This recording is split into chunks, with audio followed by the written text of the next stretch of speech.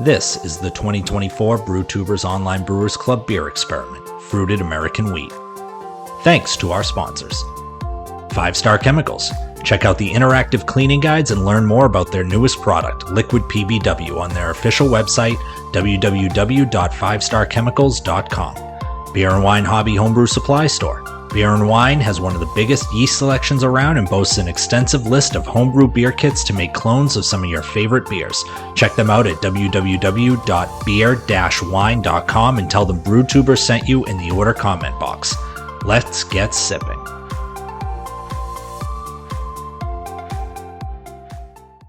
What's up, guys? Chris back from Burkles Brewing with review number 6 in the 2024 Brewtubers Online Homebrew Club Experiment Fruited Wheat Beer.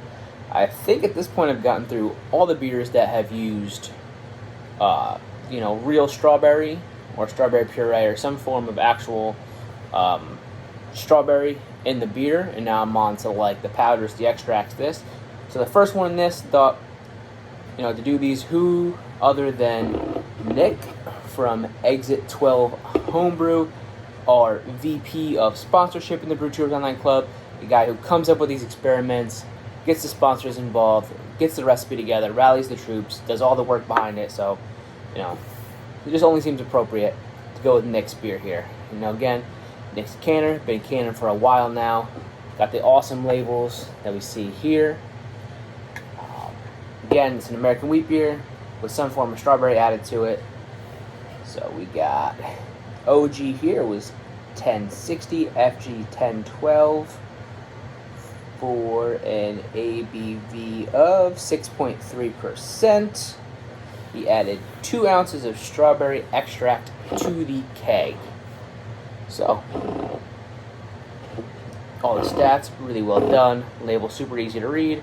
My hand's in front of the camera, but who cares? Nice little pop there in the can, as we'd expect from somebody who's been canning this long.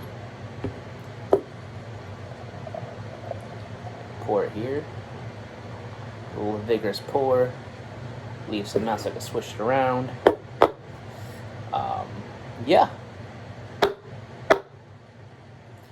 think the one nice thing you get about with the extracts and some of this stuff, as opposed to like using the real fruit, is there's no pink hint, there's nothing to distract you from the color of the beer. So this is just like a nice yellow, maybe a hint of like a golden yellow to it, exactly what you'd expect. It's coming through darker, I think, with this lighting than is actually shown here. It's a nice golden yellow, exactly the color you'd expect from a wheat beer. Really, really nice. I mean, look at that nice white fluffy head on there. This is probably the best head I've seen so far. Let's see if it sticks around. But yeah, like in clarity, again, tulip glasses aren't the best for clarity, but I've been using it. I want to be consistent, just keep using the same glass over and over throughout these.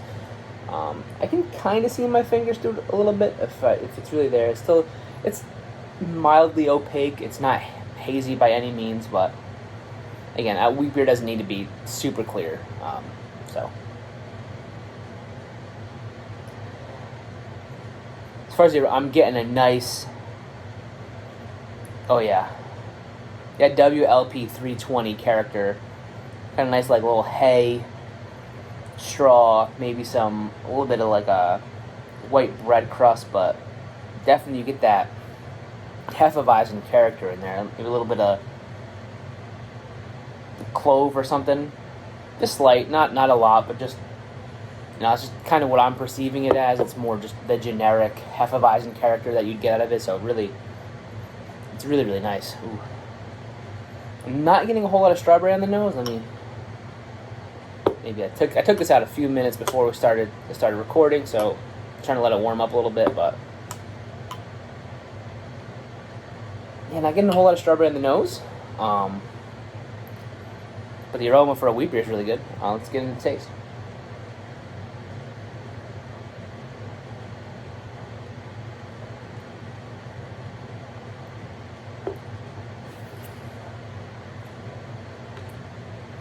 Let's go mouthfeel first. The mouthfeel, again, I think exactly what you'd expect out of a nice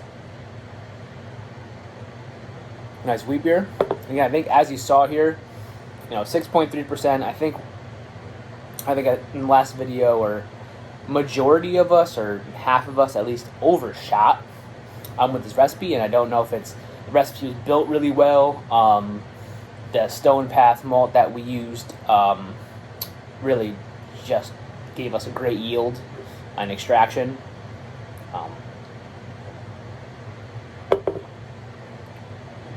It's a nice medium body, kind of coat your mouth really nice as it goes in, like you'd expect with all that wheat. And then as it finishes, I think there's enough bitterness in there from the hops to kind of wash it off. Finishes dry, and that could be because of that nice firm bitterness in the background there. I think I'm getting more bitterness out of Nick's beer here than I have in any of the other ones. But it's nice because it washes it right off and wants you to go back in for another sip, where, I think sometimes you get a lot of wheat and then it could be a heavy mouthfeel, kind of, especially if you're going to fruit something, it can get cloying. But again, this is extract, so not really that issue here.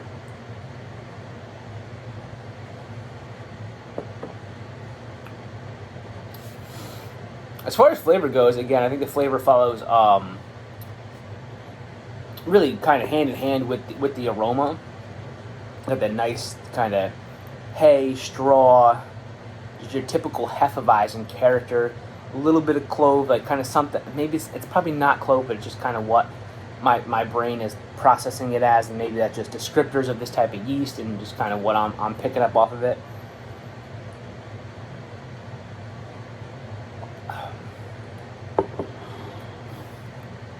I'm not getting a whole lot of strawberry, though. I will say.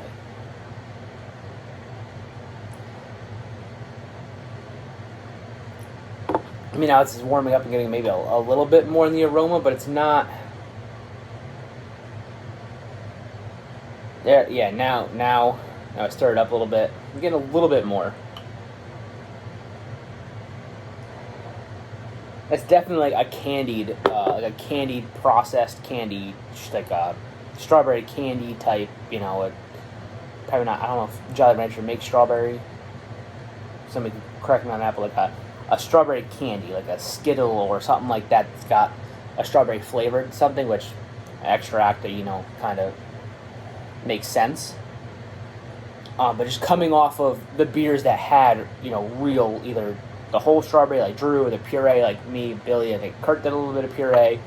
So those of us who used fresh strawberry or strawberry puree, I think that was much more noticeable than this extract. It's definitely there, but it's a hint, and maybe 2 ounces just wasn't enough for this beer.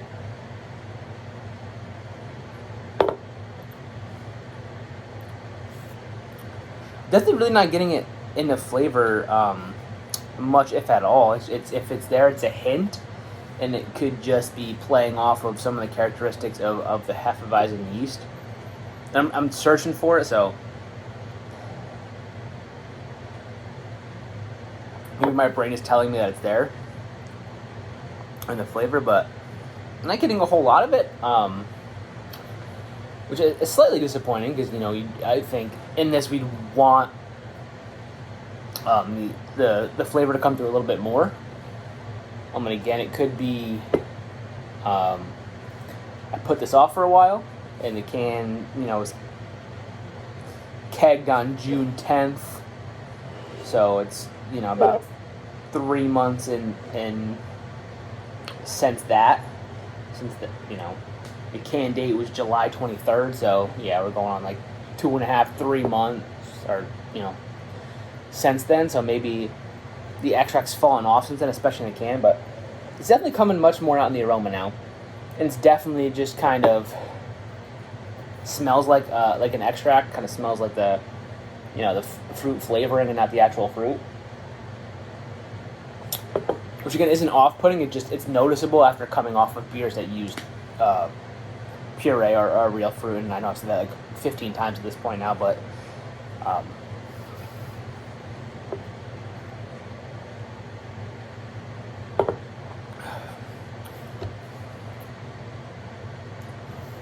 this is hard because the beer itself is really good, exactly what you'd want in a wheat beer.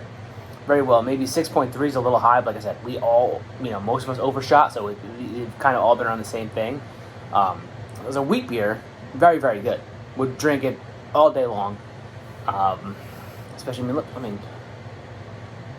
it's exactly how you want it. Head sticking around perfectly, great mouthfeel, great finish, great everything as far as wheat beer goes. As far as you look at it as our strawberry, as being a strawberry or fruited beer, the fruit's not coming through for me, and that's just my palate. Everybody, haven't watched anybody else's review on this beer yet. I want to do it myself first, so I'd be intrigued to see what everybody else views this as. So I think in terms of the experiment, so far, in terms of strawberry flavor and how that comes through the beer, and that, I would probably put this at the end, probably last in my rankings at this point, because I'm not getting a lot of it. I'd want more of it to see how it turns out.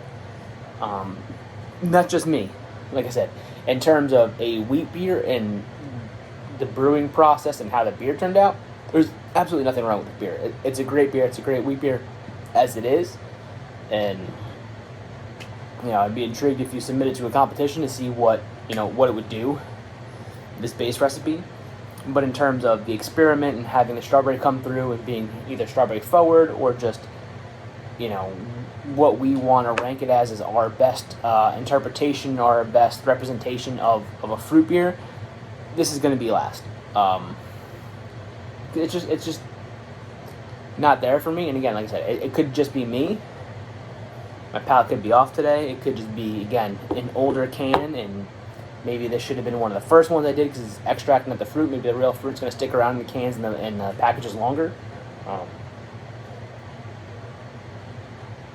But again, Nick, as usual, Exit 12, a great beer. Just a little light on the extract. I know extract's hard. You don't want to overdo it because it can get super fake flavored. But had your blueberry beer. That turns out well. I'm sure you follow a similar process to this. It just, like I said, just for me, not enough there. So it's going to be the end of my rankings. But again, it's a phenomenal wheat beer. I'm going to finish the can. I'm going to go enjoy it. It's just not there for me in terms of where I've seen the other beers at so far. Still got a couple more to go, so this might not finish last overall, but in terms of what I've reviewed so far, it's going to be at the bottom of my rankings.